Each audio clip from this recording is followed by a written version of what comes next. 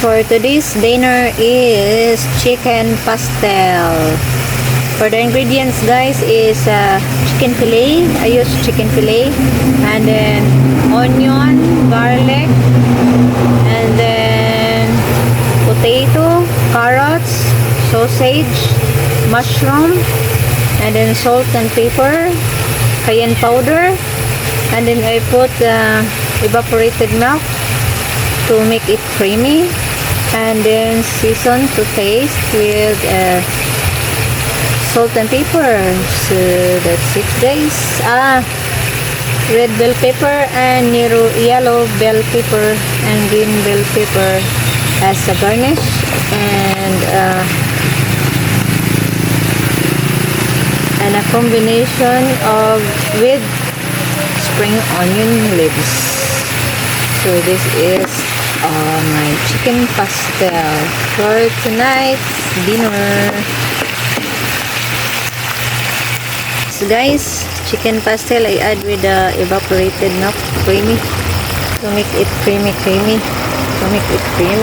So I will add the evap milk to season the taste with chicken pastel, guys, with evaporated milk,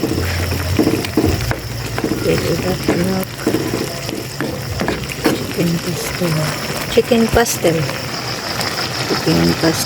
recipe. So yummy.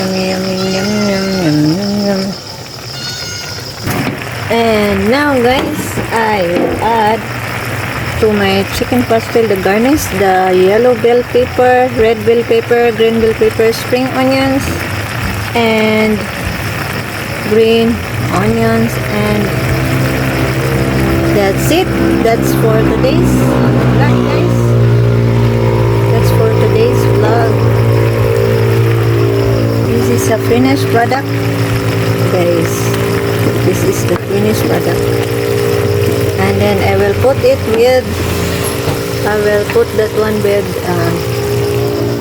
the cornstarch mix to make it creamy, guys. You add that one, and then you add the SLURRY mix and a little bit of EVAP.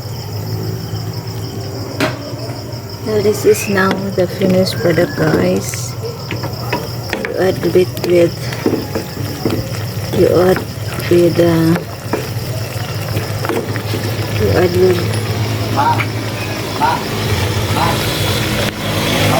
pepper.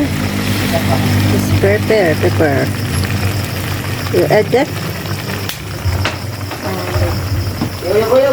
Add with salt base. To taste with salt and pepper. So this is a finished product, chicken pastel recipe. Yummy. That's it, guys.